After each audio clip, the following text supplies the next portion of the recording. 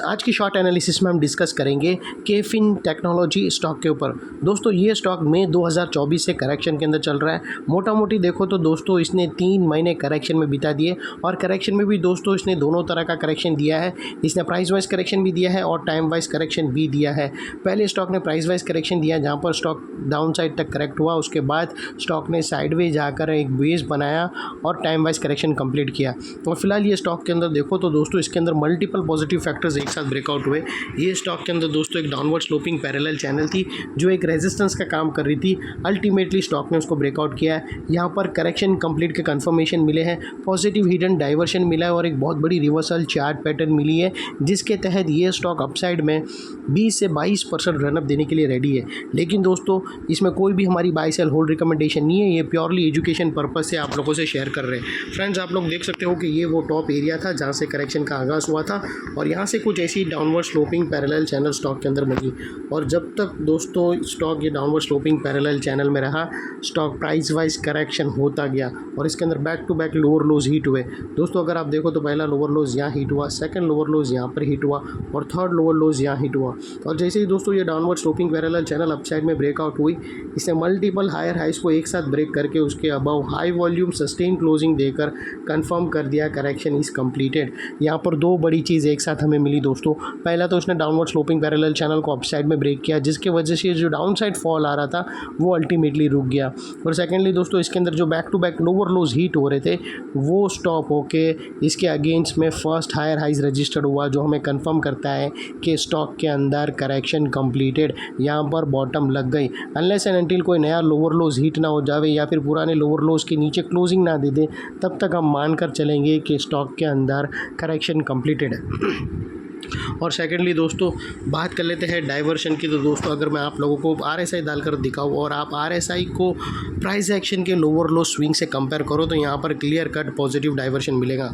दोस्तों अगर आप प्राइस एक्शन के लोअर लो स्विंग यहाँ से देखो तो वो अपसाइड में टिल्ट हुए हैं फ्रेंड्स, और वही एरिया अगर आप RSI में देखो तो वो डाउन साइड में टिल्ट हुए हैं और यहाँ से ब्रेकआउट हुआ है जो एक अपसाइड मोमेंटम पंप करेगा। और सेकेंडली दोस्तों देख लेते हैं चार्ट पैटर्न। तो दोस्तों अगर आप देखो तो यहाँ पर क्लियर कट हमें ट्रायंगुलर चार्ट पैटर्न मिलती है दोस्तों। अगर आप यहाँ से देखो तो ये ट्रायंगुलर चार्ट पैटर्न में यहाँ से ब्रेकआउट होते हुए मिलती है। और दोस्तों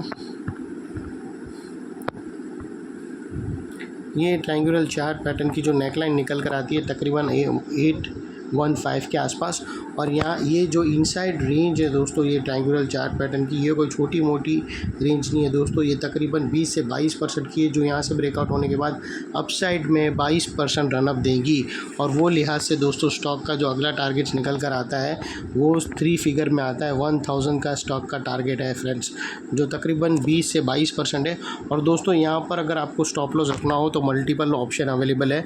अपने एडवाइज़र को पूछकर आप ATR की हेल्प लेकर स्टॉप लॉस रख सकते हो, या फिर दोस्तों ये जो ब्रेकआउट कैंडल है उसके लो के नीचे क्लोजिंग बेसिस पे आप स्टॉप लॉस रख सकते हो। और सेकेंडली दोस्तों यहाँ पर एक लोअर स्विंग है वो भी रख सकते हो।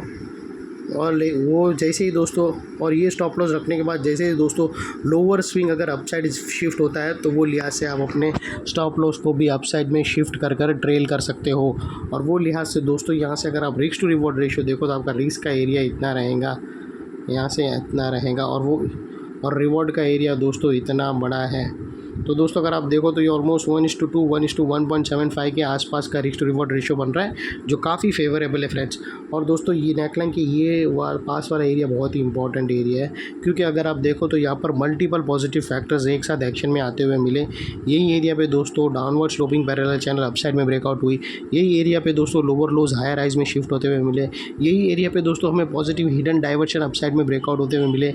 और यही एरिया पे दोस्तों एक ट्रायंगुलर चार्ट पैटर्न ब्रेकआउट होते हुए मिली। तो दोस्तों जो एरिया अभी तक एक स्ट्रॉन्ग रेजिस्टेंस था वो अल्टीमेटली स्ट्रॉन्ग सपोर्ट बनकर खड़ा है।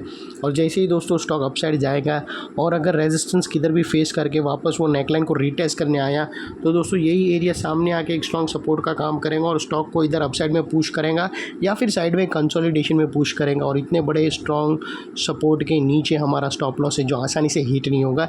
लेकिन बाई एनी चांस अगर क्लोजिंग बेसिस पे हिट हो गया तो दोस्तों नो इफ़ नो बट सीधा स्टॉप लॉस देकर ट्रेड को क्लोज।